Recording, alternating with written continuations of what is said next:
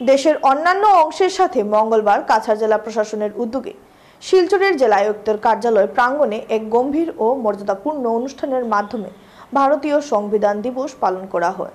অনুষ্ঠানের নেতৃত্ব দেন জেলা আয়ুক্ত মৃদুল যাদব। এই উদযাপনের মূল লক্ষ্য ছিল ভারতের গণতন্ত্র, শাসন ব্যবস্থার রূপকার এবং সংবিধানের গুরুত্বকে স্মরণ করা। অনুষ্ঠানের শুরুতেই জেলা আয়ুক্ত মৃদুল যাদব সংবিধানের প্রস্তাবনা পাঠ করেন।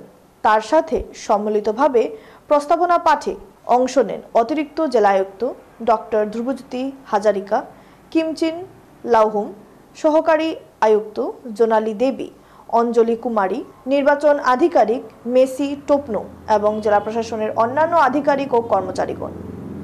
এই সম্মিলিত পাঠ সংবিধানের ন্যায় বিচার, স্বাধীনতা, সমতা এবং ভ্রাতৃত্ববোধের আদর্শে নিবেদিত থাকার অঙ্গীকারকে পূর্ণ ব্যক্ত করে। অবসরে বক্তব্য রাখতে গিয়ে জেলা আয়ুক্ত মৃদুল যাদব নাগরিকদের মৌলিক অধিকার ও কর্তব্য সম্পর্কে সচেতন হওয়ার প্রয়োজনীয়তার উপরও জোর দেন। তিনি সবাইকে একটি উন্নত এবং সুসংহত জাতি সংগঠনে ভূমিকা রাখার আহ্বান জানান।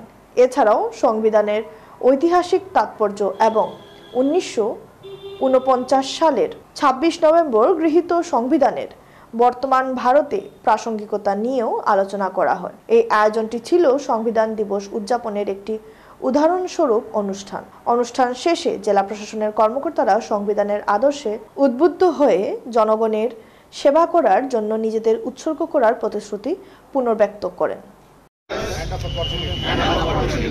And to promote among them all fraternity, assuring the dignity of the individual